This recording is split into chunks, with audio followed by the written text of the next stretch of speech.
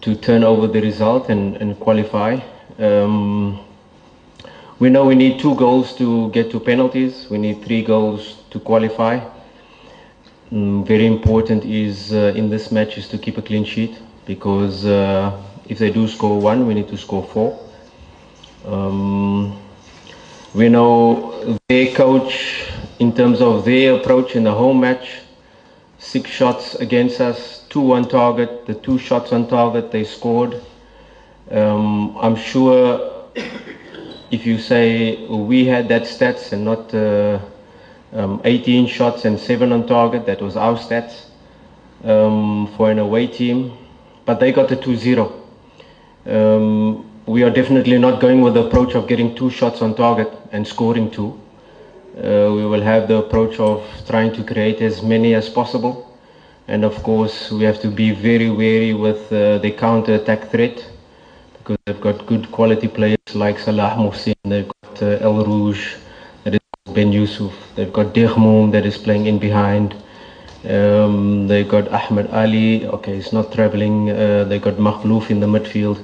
So very players that are good on the transition, and we know in the last 89th minute that we conceded from a transition. So we have to be very wary in terms of our rest defense, in terms of when we are trying to put pressure on them, when we are trying to create chances to score, that we don't lose concentration and concede a goal on the counter-attack. So our approach is very clear. We need 3 goals to qualify, but we have worked the whole week to say let us try to score 4, because we know 1 goal conceded will require us to do so. Questions to Coach Fadlu? Yes. Please pass the mic.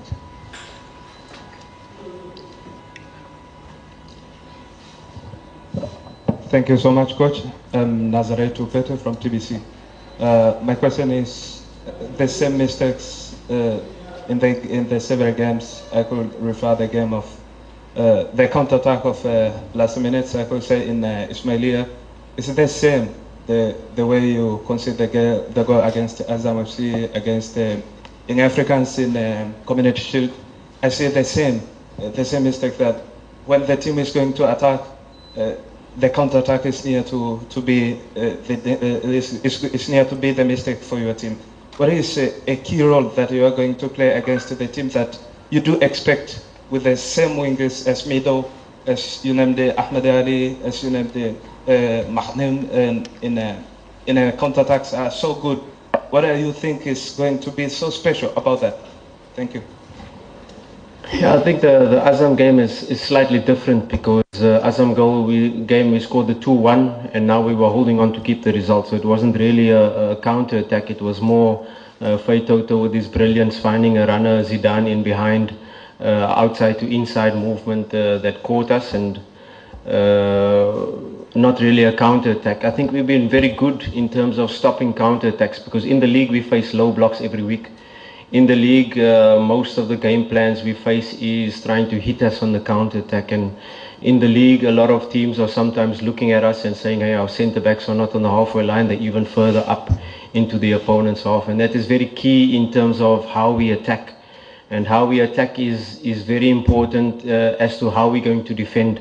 So everything is interrelated, that if we attack with, let's say for instance, both fullbacks high up, both midfielders pushing on, and now they are leaving 3-4 players in rest attack.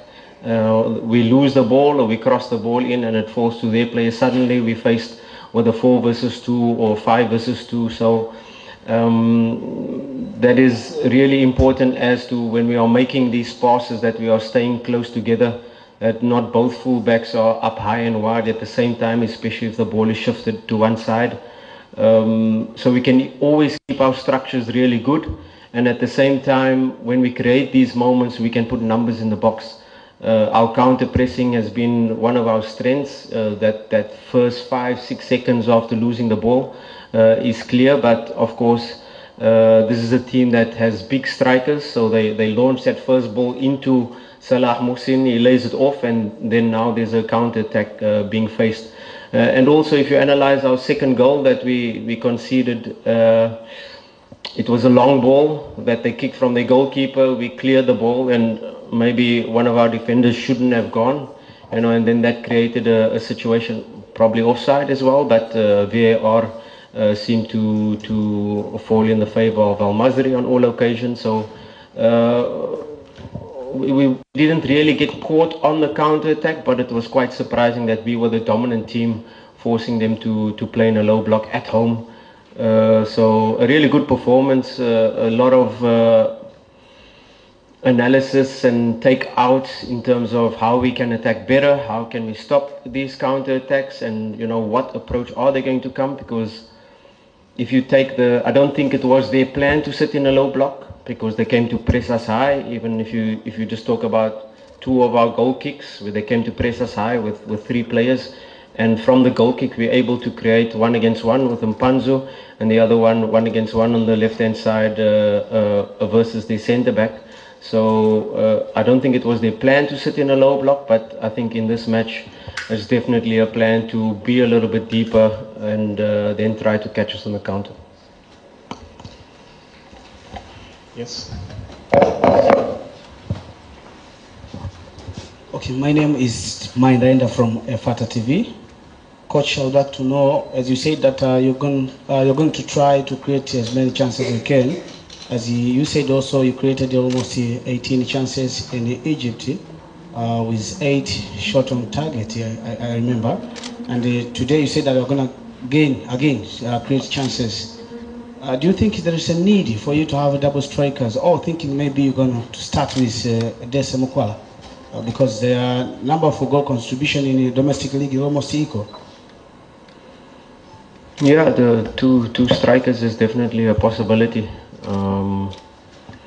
because they play with 3 defenders, they play with 3 centre backs, and if you look at the last match where Ateba was a lot of the time isolated with a vertical pass into him, and he had the defender marking him and the 2 other centre backs that really closed him down, and he was a little bit isolated. So it's just in relation to which players we want to affect on the last line.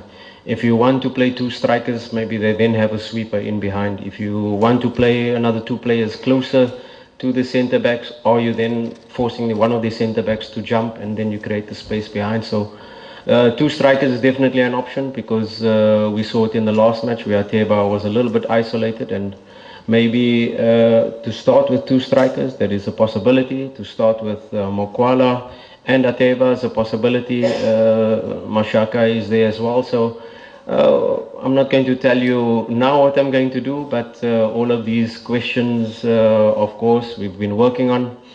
All of these things in relation to, okay, we want to score early.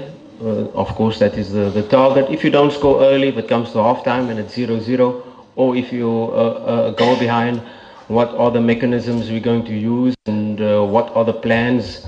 The scenarios already have been trained, have been spoken about, have been worked on. So it's a game that all our players are clear in relation to what is required, and football is not just turning on a light, let's score 2 goals in the first half. I'd love to, and we hope we do, and to score even more in the first half. But there are always those scenarios that what if, are we going to put 3 strikers, are we going to put 4 strikers, are we leaving ourselves vulnerable? How are we going to create chances, in which areas are we targeting? So a lot of detail that has gone in, and a lot of scenario talking and creation, what we've been preparing the players for, because the referee has a big job tomorrow.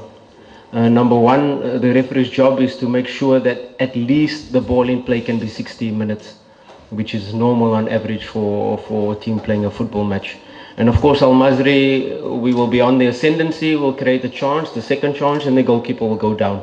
And how long does the referee allow the goalkeeper to go down? How much time does he add in relation to that? They want to break the momentum of our attack. So these are the things also we prepare the player. Don't lose your head, don't become frustrated. Stick to the task, focus on the next action, go into your positions, and let's attack them again. But like I said, the referee, the 4th official, in relation to adding up this time, maybe there's a VAR call that takes 6 minutes. Is he going to add that time in behind, or will we fall into Al Masri's traps and only have a match playing 40 minutes of football? That is not, I think, in the. I think we need a strong ref to be able to allow us to play the football match in relation to the time that is allocated for it. Pass the mic this side.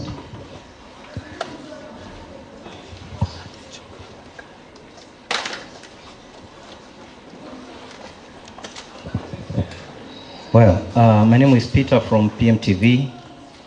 Coach, by referring to the previous game, maybe people who were watching the game expected some early changes in terms of substitutions as far as the game was concerned.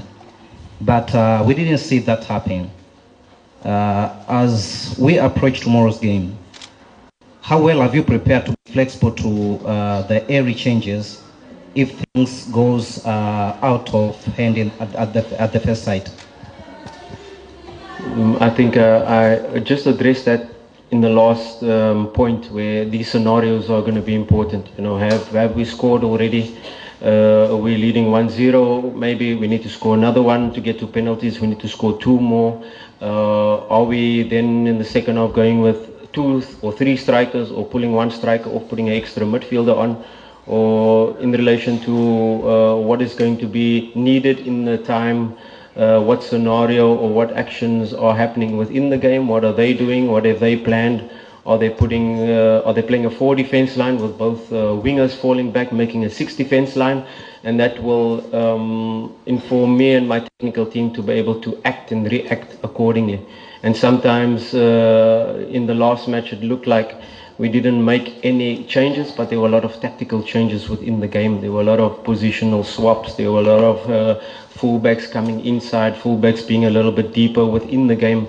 So in the first 10 minutes, for instance, there was already 2 different formations being played in the first 15 minutes where we had to swap it up already. So although you don't see a substitute a lot of the time, there are a lot of structural changes within the game to give us the advantage. You don't create 18 moments and these 18 shots, although off target, 6 on target or 7 on target, but there were even better moments where we could have created big chances, and these are due to the structural changes within the team. And don't be fooled that in this game is going to require a lot of changes, a lot of adaptations within the game, and sometimes that's making a triple sub, and sometimes that's making no sub.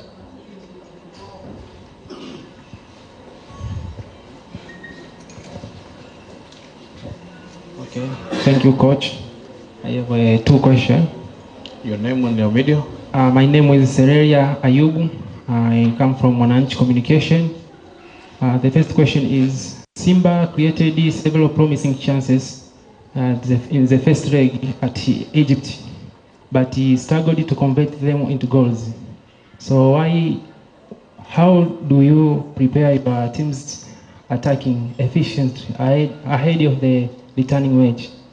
And the second question is, if Simba fails to overturn the deficit on tomorrow, did you take full responsibility?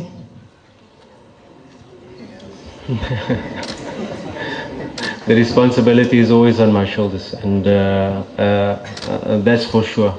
You know, the players, I allow them to do the job, and I take all the pressure on myself, and I'll continue to do that, no matter what the results. I think you don't come to a big club like Simba without knowing that responsibility. In relation to the chances created, like I said, the amount of chances we created in the last game, we need to create more. I can only hope that we create bigger, clearer chances for the players to be able to convert. If you talk about our meetings and our preparation for this week, there was one meeting where we spoke about rest defense, where we spoke about defensive actions where they can hurt us, because it's very important to keep a clean sheet. But there was 2 very important meetings as to how to create chances, how to put numbers into the correct areas to be able to create more chances. Our players converting, I trust them. I know we try to create the mentality that if you miss the first chance and you're running into the near post, don't stop running into the near post because you're afraid of missing the second chance. No, keep making the run, keep putting yourself into the position. So that is clearly, sometimes it's a positional, structural, positional to create these chances. Sometimes, and these are the finer details we had to work on and speak about and work on the training session, where to position ourselves to be able to create more chances and to get better clear-cut chances. And I trust the players that they are able to then go out, and I know our fans will be behind us from the first minute, because it's going